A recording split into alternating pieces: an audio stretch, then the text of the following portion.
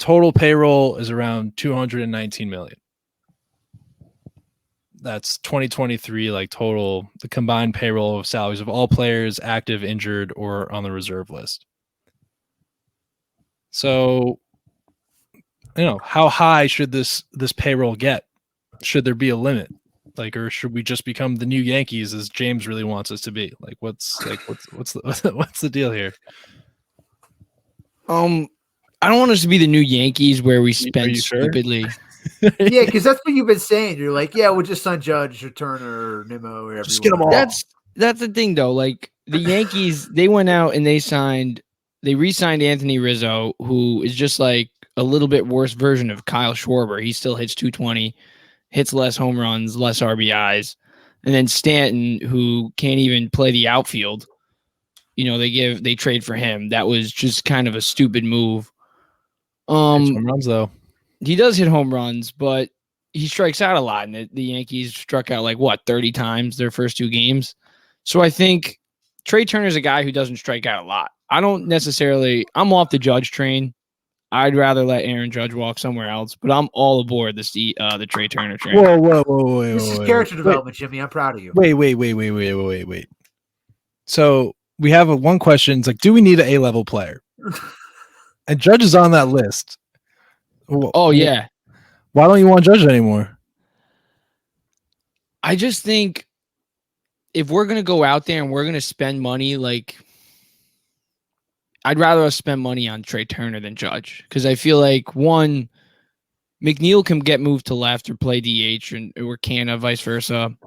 I just think that would be, that's just something you do. I'd rather have that than bring in Judge, and then that means we don't bring back Nimmo.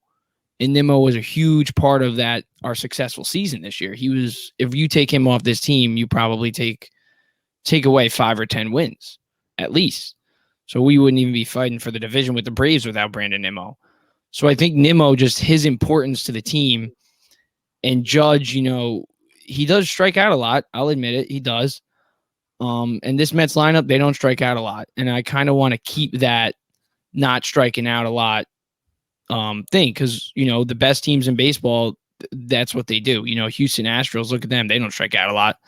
I just think we need to build our own blueprint. I was talking about it on my own podcast, and I think, we don't need to necessarily copy the Dodgers, copy Houston, copy the Phillies. We just need to follow our own blueprint.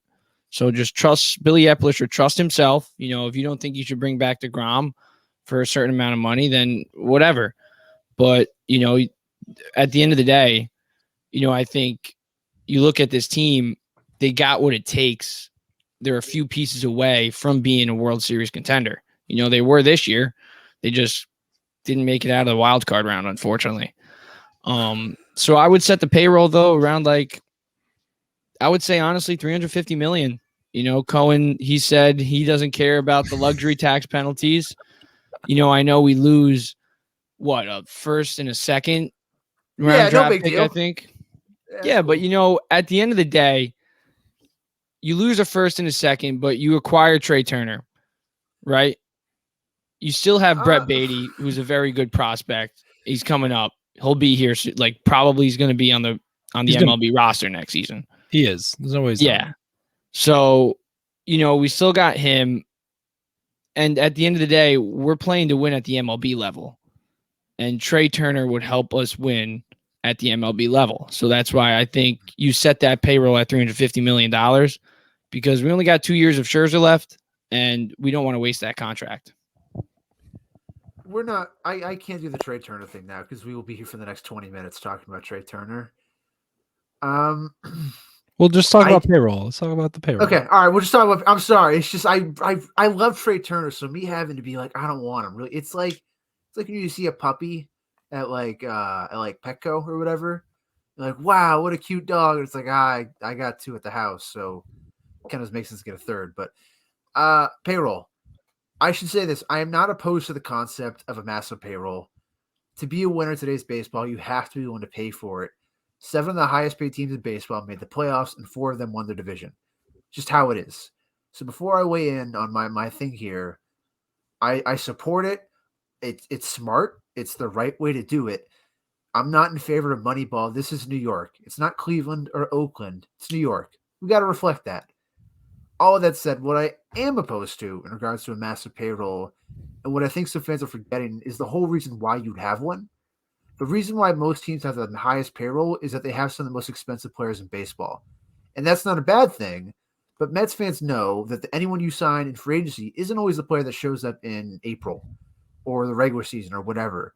I present to you Jed Lowry, Woofa. I say Jason Bay. I say Oliver Perez. The list can keep on going here. I'll even throw Rob Scano in there. I know he didn't sign it, but we traded for him because we thought, it's a big contract, but, it'll be fine. It wasn't. He's still making $20 million, by the way, Robinson Cano, just this year. So also just want to throw that out there. Thanks. Thanks, Brody. He sucks. And if the players aren't the person you signed them to be, teams are left with that mistake on their books for 7, 8, 9, or 10 years. For example, here are the highest salary baseball players in baseball right now. Max Scherzer, number 1. I love him. He's really great. We'll talk about him more later. But we paid him $43 million to get shelled, and there's no guarantee he'll age gracefully. Over his last 3 starts, he looked bad. He's going to be 38 next year. So that's tough. We got, if he's bad this year and really bad, guess what? We got him next year too. Probably even worse. So that's cool. Number 2 on the list, Anthony Rendon. He has a 779 OPS since joining the Angels. It will make $38 million until 2026. He was great on the Nationals, man. He was so good. Case in point, he was great on the Nationals. He was so good. Number 3, Mike Trout. I love him too. I love Mike Trout, but he's played 155 games since 2020. He's 31. He's about to make $37 until he's 38. Now we're going to skip ahead to number 8, Steven Strasburg. Oh. We all kind of know what happened there. But do we all know he's making $35 million until 2026? He's on the payroll for 3 more seasons after this, so that's cool. Number 5, we're just going to go to some other guys in the top 20 right now in highest paid salary in the MLB. Giancarlo Stanton. He's on the Yankees till he's 38. Chris Bryant. I mean, I think he's played fine and he's played pretty good, but he's on an awful team, so it doesn't matter. And also Chris Sale. No one knows what's happened with him anymore. I was waiting for Chris Sale to come up. So I guess what I'm trying to get at is that free agency is a dangerous place to live. And if you don't sign the right guy, he's not leaving your team anytime soon, and his contract's not going to magically disappear. That player will be on your books, be 1 of 26, and the only way to get rid of him, if he's bad, is to attach presumably high-level prospect in a trade to then dump him. And where I come down on this is that there's not enough players right now in this free agent class, at least position players, that fit this team or deserve the amount of money they're probably going to get. So I would leave the payroll at like 275. That gives you enough room that if you make some cuts, I think Dom Smith is an easy cut. He's worth $4 million in arbitration. There you go. Attach a mid-level prospect with James McCann to a rebuilding team. Do smart things to just get rid of some easy money and go from there. But I think 275 is probably the right amount of money given where we're at currently, and also a DeGrom, a Nimmo, whoever you want to throw in there, the bunch of the Mets have to re-sign or bring in. So that's where I'm at. So you're saying if we would sign, if in the amazing ideal world where Nimmo, Diaz, and DeGrom all come back, we'd be at around 275 with DeGrom getting over, $43.3 million a year. Right. Which is why I think the Mets have to be a little careful here and also make some smart moves like a McCann dumping. I also love Eduardo Escobar and Mark Canha, but that's, I think, $25+ million on the payroll right there between the two of them. So don't get rid of them. But the Mets might have to go higher this year, I think. But I don't know. 350 is so high that I just worry you're signing a lot of guys to a lot of big contracts that the hit rate isn't great. I mean, look at the Mets free agent class this year, honestly. Escobar wasn't good to September. We can say that Marte was great. Scherzer, yes and no. The returns weren't – Canha was pretty good for Mark Canha, but he wasn't a world beater for, I would say, which is fine. His on-base percentage was great. I mean, he's the reason why we got hit by so many pitches. Like, that man would never get out of the zone. Like we should name him Jesus because he took the hits for us. He did. He gave no fucks. And he was solid. He was good defensively in left field. I always felt Yeah, he won us confident a with him couple there. games, a lot of big hits too. Clutch. Yeah. Uh, I'm just saying, I think he's making what, 12.5 million. But It's like- that's like it's a veteran. Yeah, Like, you keep him. It all adds up is kind of what I'm getting at. mhm. Okay, that's fair. I mean, I'm definitely on the side of I'd rather not spend too much, especially because I know we have guys like Alvarez and Beatty coming up who are so highly touted that they are going to contribute, and I really believe they do. And from the really small sample size, we got a Beatty and Alvarez this year at the pro level. I mean, I think these guys could be pretty legit, and especially Beatty. I mean, that his swing is like so pure, and like he's like what 6'6". He can play third base. Like his defense only going to get better. Like he's 20 years old or like 21, 22. Alvarez is only 20. Can't have a legal sip of alcohol yet. He's going to learn so much from Nito and and from McCann. Like it's going to be. Who knows? And I'm really surprised that you said you want to get rid of James McCann. Look, Josh. it hurts me a lot to say it. McCann Stan. I'm a McStan. McStan. That man is not worth $10 million. And if Alvarez is going to be the opening day payroll or opening day roster, I'm not carrying 3 catchers.